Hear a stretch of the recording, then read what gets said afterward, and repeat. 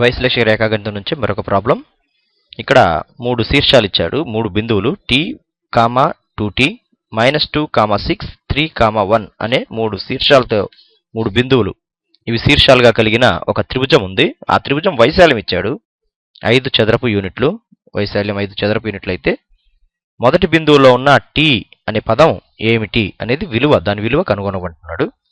ఇక్కడ ఇచ్చిన బిందువులు మనము యథాతథంగా రాసుకుందాం. t, 2t, -2, 6, 3, 1. వీటిని మనము x1, y1, x2, y2, x3, y3గా అనుకుందాం. వీటితో పోలిస్తేనే మనకి త్రిభుజ వైశాల్యానికి సంబంధించిన ఒక ఫార్ములా ఉంది. త్రిభుజ వైశాల్యం delta is equal to of modulus. ఖచ్చితంగా వైశాల్యం అనేది ఎప్పుడు కూడా పాజిటివ్గా ఉండాలి కాబట్టి దాన్ని మాడ్యులస్లో చూపిస్తే ఆ విలువ ఖచ్చితంగా దానికి పాజిటివ్ వస్తుంది. కాబట్టి ఆఫ్ మాడ్యులస్. ఫార్ములా చాలా సింపుల్గా ఉంటుంది. ఎలా రాసుకోవాలంటే మొదటగా x1 పదంతో హెచ్చవేస్తే y2 మైనస్ y3.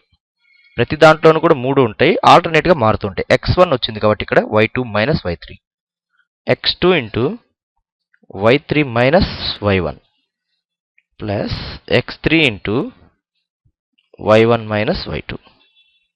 చాలా ఈజీగా ఉంటుంది. x1 తర్వాత y2 y3 వస్తాయి మైనస్ చేస్తూ, x2 వస్తుంది కాబట్టి y3 y1 వస్తుంది, లేనివి ఆల్టర్నేట్ అవుతుంది అనమాట. x3 వస్తుంది కాబట్టి y1 y2 వస్తుంది. ఈ విధంగా మన ఫార్ములా ఈజీ గుర్తుపెట్టుకోవచ్చు. ఇక్కడ మనకు వైశాల్యం డెల్టా ఈజ్ ఈక్వల్ టు 5 చదరపు యూనిట్లు ఇచ్చాడు. మనము వైశాల్యం కనుగొని ఉన్న యథాతథంగా శీర్షాలతో వైశాల్యం కనుగొని ఆ 5 చదరపు యూనిట్లకి మనం సమానం చేస్తే కావలసిన t వాల్యూ మనం కనుగొనవచ్చు. ఇప్పుడు డెల్టా కనుగొందాం. ఆఫ్ మాడ్యులస్ x1 విలువ t ఇంటూ y2 విలువ ఒకసారి మనము పైన వచ్చిన బిందువుల నుంచి చూసి y2 విలువ 6 మైనస్ 1 ప్లస్ x2 అంటే -2 ఇంటూ y3 1 మైనస్ y1 అంటే 2t అవుతుంది మొదటి బిందువులో, ప్లస్ x3 అంటే 3 into y1 minus y2 2t y1 minus y2 6.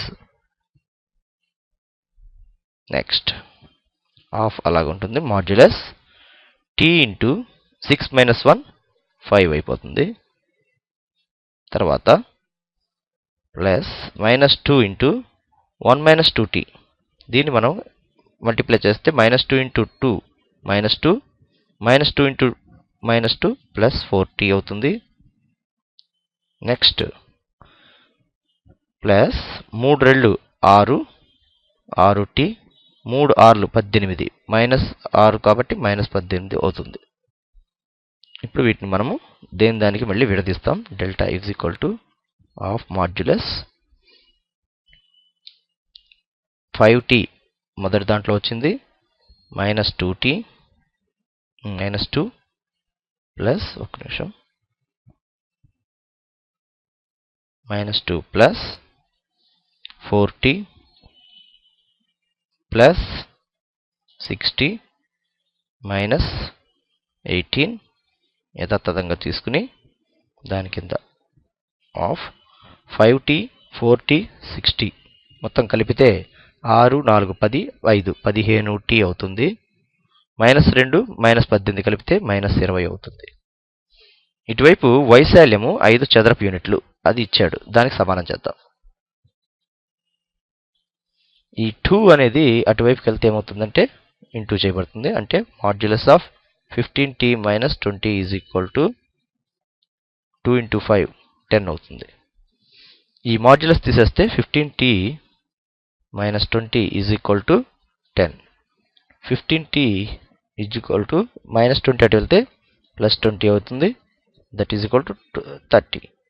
t is equal to 15 అటువైపు తీసుకెళ్దాం, అది డివైడ్ అవుతుంది, హారంలోకి వెళ్ళి 2 వస్తుంది. దేర్ఫోర్ t విలువ 2 అన్నమాట. అంటే x1 y1 విలువ కావాలి అంటే 2, 2 4 t, 2t అవుతుంది.